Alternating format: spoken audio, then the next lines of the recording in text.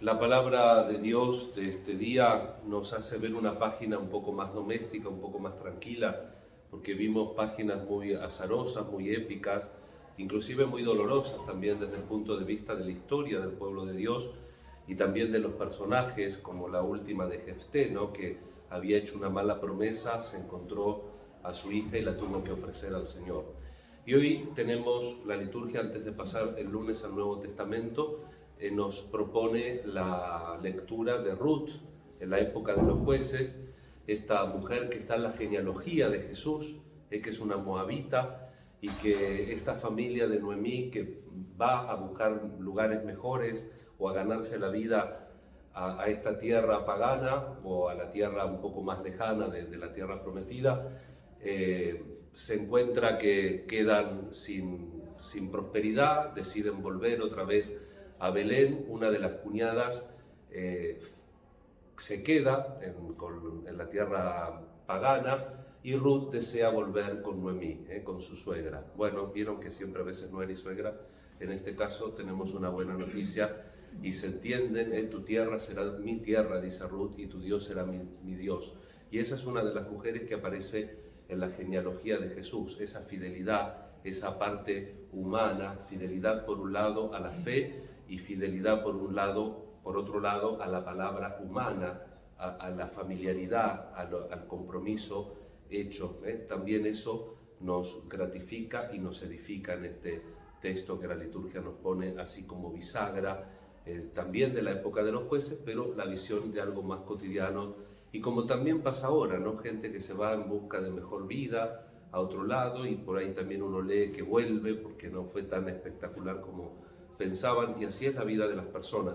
Pero lo que cuenta en medio de los avatares de la vida, de las necesidades económicas, sociopolíticas o lo que fuera, cuenta también la seriedad y la responsabilidad de los vínculos y de los valores, ¿no? En el Evangelio a Jesús se le pregunta, un poco en esta discusión que tenía con los saduceos, con los fariseos motivados, como había callado los saduceos, que eran sus enemigos, le preguntan esto sobre los mandamientos, el mandamiento principal. Recordemos que en la época de Jesús había 300 y pico de mandamientos positivos y 200 y pico de mandamientos negativos derivados de los 10 mandamientos. Entonces, de toda esa enjambre, ¿cuál era lo principal? Y Jesús dice el amor. Amarás al Señor tu Dios con toda tu alma, con toda tu inteligencia, con todo tu corazón, con todo, y al prójimo como a ti mismo. Amor a Dios sin medida y al prójimo como a uno mismo. Y dice Jesús, de estos mandamientos pender, colgar, están colgados todos los demás. Todo lo que nosotros hacemos en la vida tiene que ver con el amor. Se dan cuenta ustedes que no es el amor sentimiento, sino que es el amor voluntad, poner los medios para estar cerca de Dios y poner los medios para estar cerca del prójimo y ayudarlos, como también tenemos que estar cerca nuestro y ayudarnos a nosotros mismos, porque si nosotros nos descuidamos no podemos atender bien al otro. Entonces siempre el amor de caridad tiene que ser sin medidas para Dios, amarlo cuanto antes, como el santo que celebramos hoy le dice a Eugenio III, el primer papa cisterciense, que le pide que le escriba un librito o unos consejos, y él escribe de consideraciones.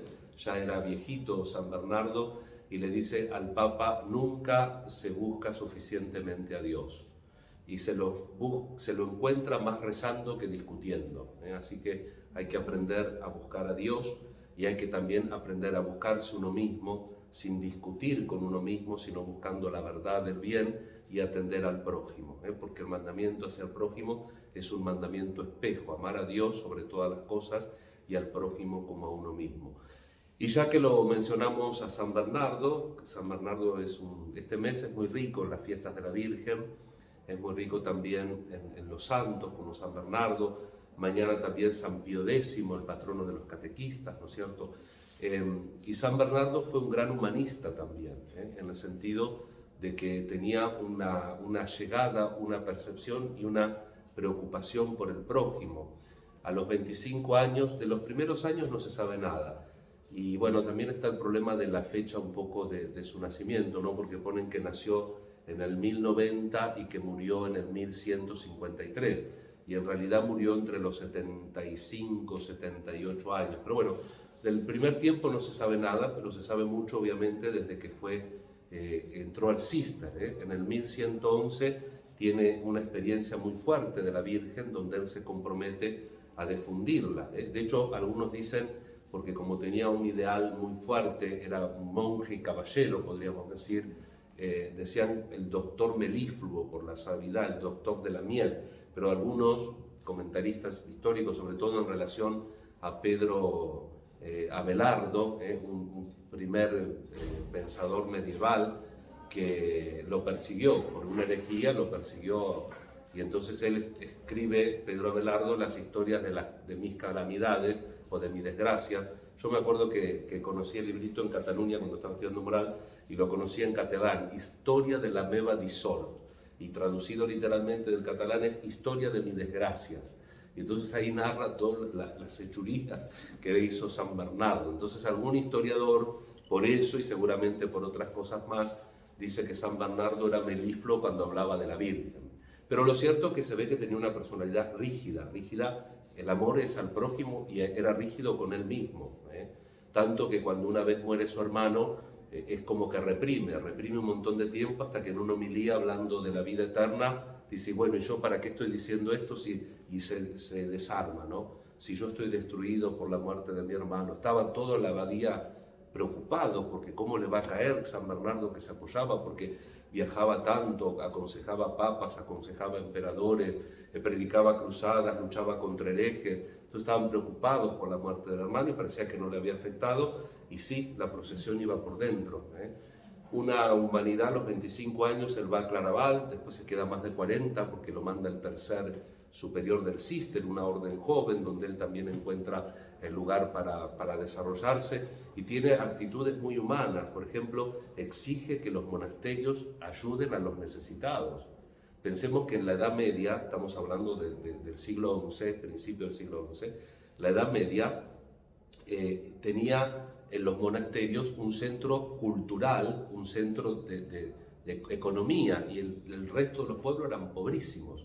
Entonces exigía efectivamente la ayuda a las personas necesitadas, y exigía también en su momento, con un brote que había antisemitismo. De hecho, un gran rabino hace toda una apoteosis de San Bernardo como defensor del pueblo de Dios. Es decir, era una persona muy recta, muy firme, y era una persona también que estaba a la necesidad de la gente. Una cosa es que uno sea recto y una cosa es que uno sea un inhumano o un ogro. Uno tiene que defender los derechos a una causa de hacerse daño a uno mismo, pero siempre uno, como San Bernardo, tiene que socorrer al otro.